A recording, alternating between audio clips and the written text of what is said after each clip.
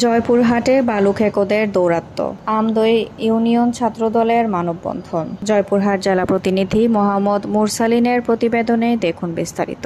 জয়পুরহাট সদর উপজেলার আমদই ইউনিয়নে বালু খেকোদের দৌরাত্ম্যে অতিষ্ঠ সাধারণ মানুষ।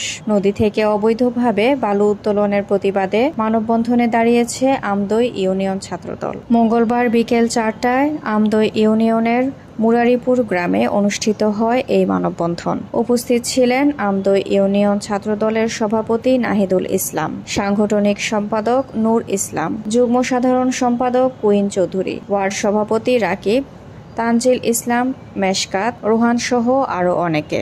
বক্তারা অভিযোগ করে বলেন, স্থানীয় একটি কুচক্রী মহল দীর্ঘদিন ধরে নদী থেকে অবৈধভাবে বালু উত্তোলন করছে। এতে নদীর স্বাভাবিক প্রবাহ ব্যাহত হচ্ছে, কৃষি জমি ও বসতভিটা হুমকির মুখে পড়ছে। তারা আরও অভিযোগ করেন, এই অবৈধ বালু ব্যবসার মূল হোতা যুবলীগ নেতা আব্দুল বারী। প্রশাসনের চোখের সামনেই চলছে এই অপকর্ম, কিন্তু রহস্যজনকভাবে কোনো ব্যবস্থা নেওয়া হচ্ছে না। ছাত্রদল নেতারা বলেন, আমরা আইনের প্রতি শ্রদ্ধাশীল, কিন্তু প্রশাসন দ্রুত ব্যবস্থা না নিলে এলাকাবাসীকে সঙ্গে নিয়ে কঠোর আন্দোলনে নামতে বাধ্য হব। স্থানীয় প্রতিনিধি মোহাম্মদ সাইফুল ইসলাম জানান, বালু খেকোদের বিরুদ্ধে প্রতিবাদ করলে হুমকি ধামকি ও লাঞ্ছনার শিকার হতে হয়। তাই তিনি প্রশাসনের জরুরি হস্তক্ষেপ কামনা করেন। এলাকাবাসীর দাবি, পরিবেশ ও জীবিকা রক্ষায় দ্রুত বন্ধ করা হোক এই অবৈধ বালু উত্তোলন। প্রশাসনের কঠোর হস্তক্ষেপই পারে এই সংকট সমাধান করতে। Mahjabin Sadia, news desk, daily news Bangla 24।